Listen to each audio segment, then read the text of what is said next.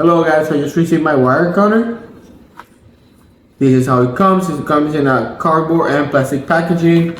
Really well packed. Here you have instructions on how to use it, and also of the details of the tool.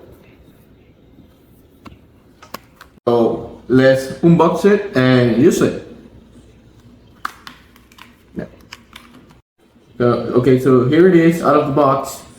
First things I always like to check is the strength of the spring. That's important because that's gonna determine the durability.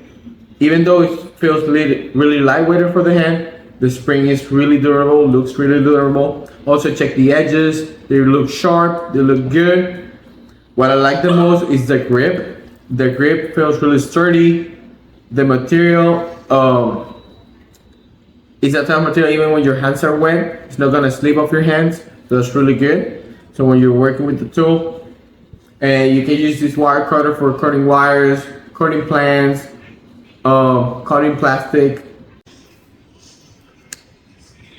Also, we can even cut the packaging. This is cardboard. Even though these are not meant for this, you can see the sharpness, straight cut, and cut again.